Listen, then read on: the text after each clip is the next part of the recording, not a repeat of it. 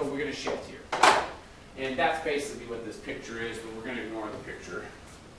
And we're going to ignore that picture. And we're going to totally ignore that picture. This is just a way of showing the picture that I had. Anarchy, tyranny, ignore it. Okay, so this is what we need to. You mentioned that civil war fell into, Russia fell into a civil war at the end of World War. It did. Part of the reason why it fell into a civil war is that the Tsar Nicholas was a dictator. He was not part of this constitutionalism. He wasn't also either part of the industrialization. So even though Russia remembers itself as having defeated Napoleon, it didn't. You guys know that it didn't. It was mainly the weather. It was mainly the fact that it was so far away. That's what defeated Napoleon. But Russia has on its mind that it's this very big, powerful country. And because it's a dictatorship, the Tsar short for Caesar, right? The Tsar says, we're going to get into this war. So they're fighting this war on the side of England. The problem is that they are losing horribly. Russia doesn't have modern technology. Russia doesn't have modern generals. They have horrible weapons. And more importantly, because the Tsar is a dictatorship, he's not very good at bringing up leaders. So he thinks that he's as a general. He sends people in and they die.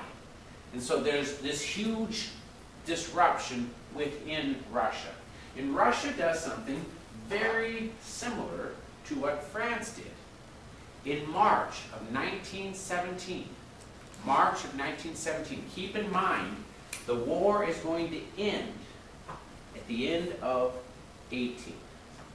In March of 1917, the Russians have a revolution, and they overthrow the Tsar. But they have the same kind of revolution that France had. They don't kill the Tsar. They don't create a dictatorship. They don't have riots or whatnot. They really just simply remove him from office. And they set up a democratic government. The problem is that Russia has had no history of democracy. They didn't go through all the stages that we saw in France or England or any of that stuff.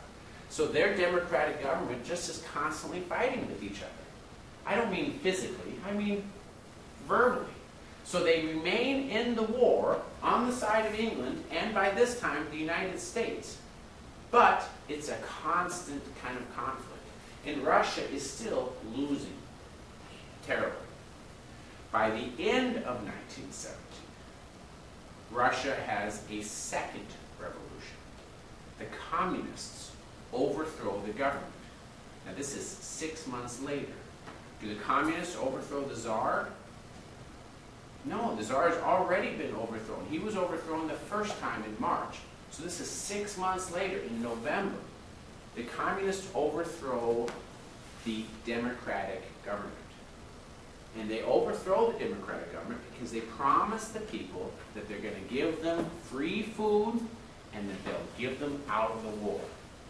And as soon as they take over power, early 1918, they surrender to Germany. Early 1918. Why is this oddly in black humor, dark humor? Why is this kind of funny? That they surrender to Germany in the beginning of 1918. Because doesn't Germany loses 6 months later.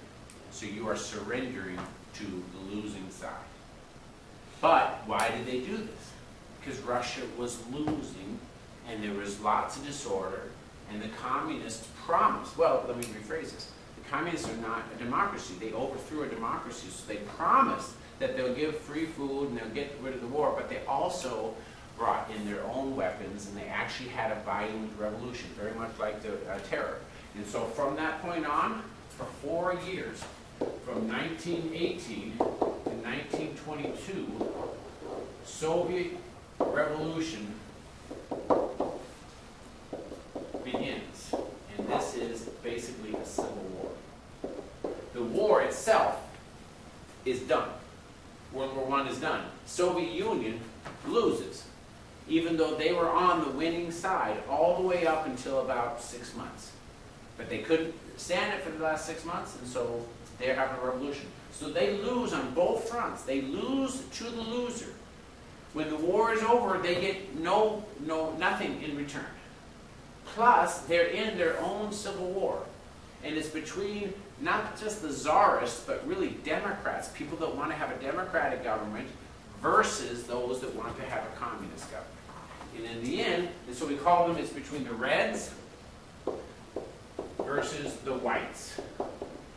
And the Whites were the Royalists, but they're also the Democrats, and the Reds were the Communists. Okay? And this war fought for 4 years. The reason why the Reds won is that the Red Army took over most of these cities. And the Whites were taking over the rural area. And by the way, this has nothing to do with race. All of Russia is the same race. It has to do with just how they describe themselves. Remember, in Les Miserables, red, the color of this, white, the color of this. It's all very symbolic, right? So the Red Army is representing the blood of the martyrs. It represents the communists. They had the cities. And because they had the cities, they also had supplies. Kind of like what's going on with Napoleon. The White Army had the vast areas of the rural, but they didn't have the supplies. And so over time, the White Army is just simply going to lose. And they did lose. Okay? But it takes 4 years. When this is done, a guy named Lenin takes over. He was the one who was in charge of the communists even during the war, even before the war. So Lenin is very famous among communists because this represents the very first communist success. What I mean by that is that they had a revolution and they won. But okay, so didn't they change his city after him? Oh, Leningrad, right? Yeah, and then they changed it to Stalingrad. Right, and then it became Stalingrad, right? Because that's the guy who came out later. Yeah. Now, I don't want to get too much into Soviet history, but Lenin dies, and then there's kind of a conflict between the communists, and in the end, Stalin takes over. And we mentioned this. Stalin is responsible for the deaths of about 20 million people. Mainly because when he became leader, under the socialism, they took this area of the Ukraine, this part of the Soviet Union, and they eliminated all private property. What that meant is that they took away the farms of all the farmers. They told the farmers, this is now your government farm, I want you to continue to work there. Give us all the grain, and then we're going to take the grain and give it to the cities. And they never gave any of it back. And so this alone is responsible for about 6.5, 7, 8 million deaths where they died from starvation. It was a horrible problem. This, and combined with the fact that Stalin was also a dictator, so he used to round up people, arrest them if they ever opposed him, and because he would say, you are opposing the revolution, you're opposing the state. So he would arrest them secretly, so no one saw this. They would take them into this secret compound, beat them almost to death, beat them to the point where this guy would do whatever they were going to do. He would take them back, put them on the radio, and they would read a script of a trial. So it would seem like they're being democratic and they're having a trial. And this guy would admit to trying to poison the wells, trying to hurt all the people, to hurt the revolution. He was an enemy of the state. And after he made all these admissions, then they would take him out back and shoot him. And this was happening all the time. And the reason why it's even especially pernicious is it didn't matter what you did. You didn't actually have to do anything against Stalin. Sometimes it was just random. Why is that such a big, horrible thing? Everybody's living in fear, so you don't even accidentally say anything. And so what it brought up is something called the cult of personality. And what that meant is that people started saying wonderful, glorious things about how much they love Stalin. And why would they do that? because they don't get accidentally, oh, you didn't say you love Stalin well enough. Maybe you're secretly an enemy of the people. He did this randomly. The guy who was his second in charge, he had the guy second in charge, his wife, arrested in the middle of the night. She wasn't murdered. She was just tortured and then sent off to the Far East to work in a work camp. And it was basically the lesson was, nobody is safe. This is a strong dictatorship that used communism as an excuse to basically be a little bit like what James I wanted to be, an absolute monarch. But we're not a monarch. We're pretending that we're a utopian society. Very violent. So isn't that kind of like North Korea right now? It is exactly like North Korea. Now, we'll talk about this a little bit later at the end of World War II, but we're going to see the same person. The other person who's even, because Hitler, you remember Hitler, we haven't gotten to him, but he's responsible for about 10 million deaths. And the reason why we remember Hitler so strong is that he killed about 10 million in the death camps between 1942 and 1945. So he was very systematic. 3 years he killed about 10 million. Well, Stalin killed twice as many, but he did it over the course of about 1931 to 1953 when he died. So he had about 20 years to kill the 20 million. The other person who's even the greater murderer of the 20th century is a guy named Mao Zedong. And Mao Zedong, in what was called the Great Leap Forward, also forced all the farmers to change their practices because the government owned everything. So he forced everybody to change their practices, and as a result, there was mass starvation, and that resulted in about 30 million deaths. So Mao Zedong is responsible for about 30 million. Now this, again, happens between 1949 and 1975.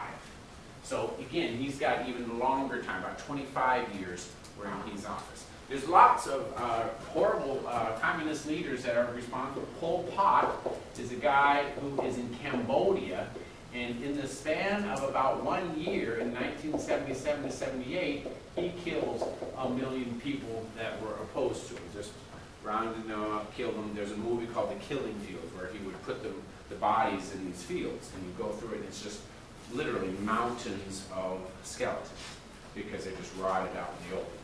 Pol Pot. All of these guys are communists. And if you go back to that diagram,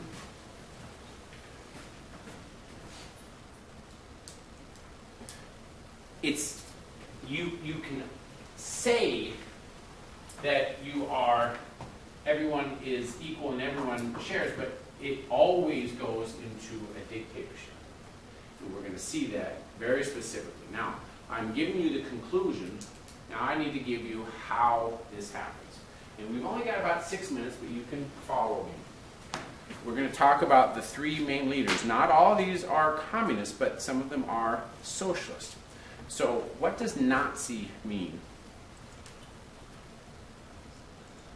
Well, it's what Germany became. This, by the way, is Lenin. When I told you Lenin, this is V.I. Lenin. Okay. This is Karl Marx. He's a German, right? But he was living in England. So he was talking about socialism as an ideology. Lenin is the one that actually put it into practice and then became the dictatorship. So I'm sorry, Jordan, what were you going to say? Oh, like you said, Nazi. And I was like, oh, that's what Germany. Okay, Nazi. That's the Soviet Civil War. So one of the things that follows, of course, is that you're killing all the opponents, and this is part of that revolution. So they're just murdering folks. National Socialism. Let's see if I get.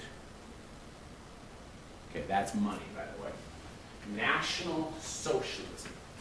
That's what Nazi stands for. National Socialism.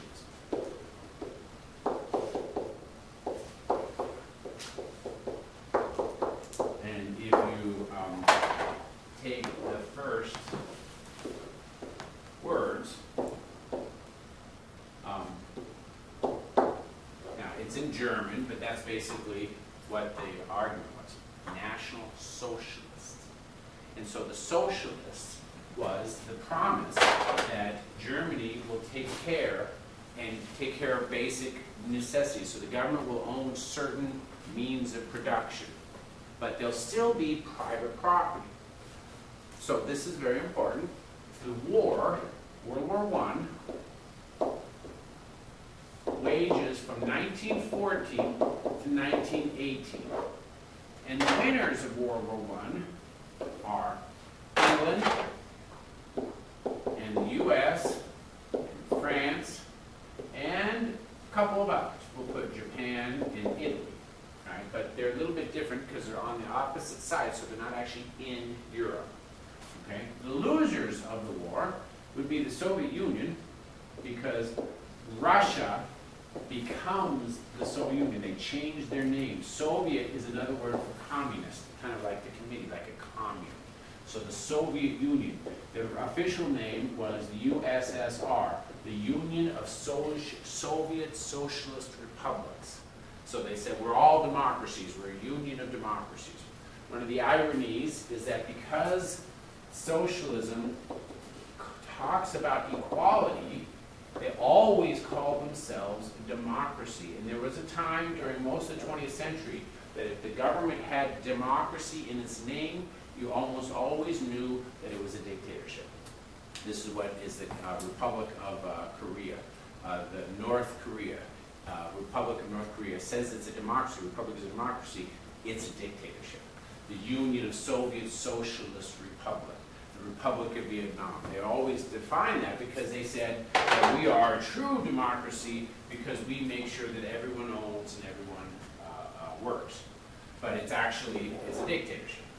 So we have World War I, 1914 to 1918. So the winners here have a problem. Part of the problem is that they blame Germany. Germany is a loser, Austria is a loser, the Ottoman Empire is a loser. There's all sorts of things that happen. I don't want to get too much into it, but Ottoman Empire becomes Turkey, and that's what we have today. Austria-Hungarian Empire just simply becomes Austria, okay, and then we have Hungary. So we have a breakup of a lot of these countries.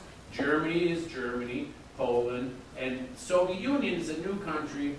It's Russia, they just give it a different name. All of these guys lost, and in the same time, even though Italy was technically on our side, if you remember, Italy was late in the war.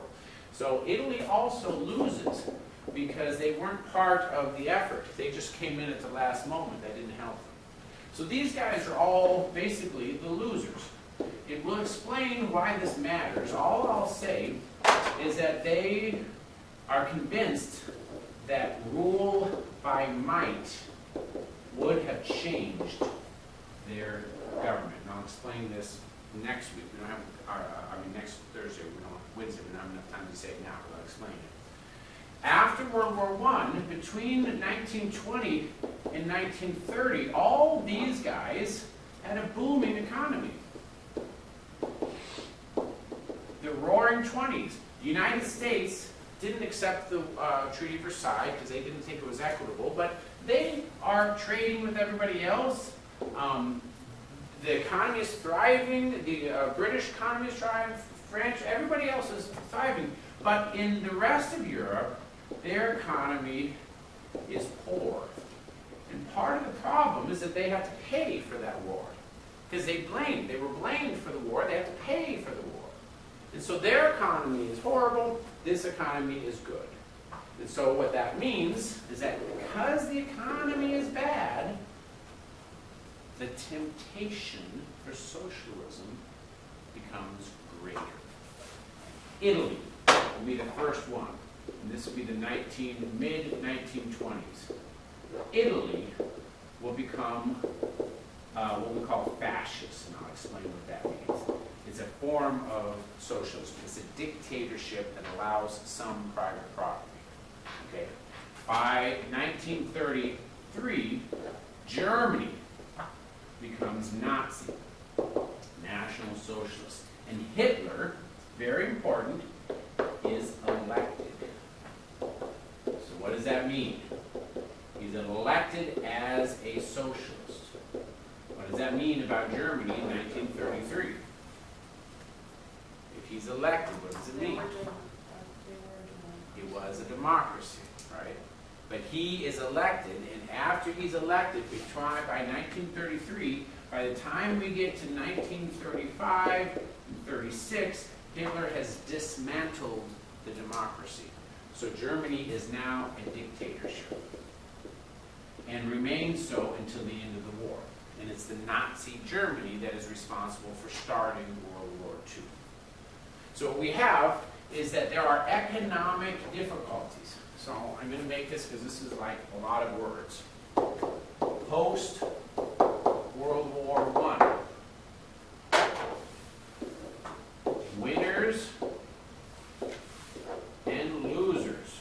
By the way, the United States is totally opposed to this, but we'll talk about that in a second.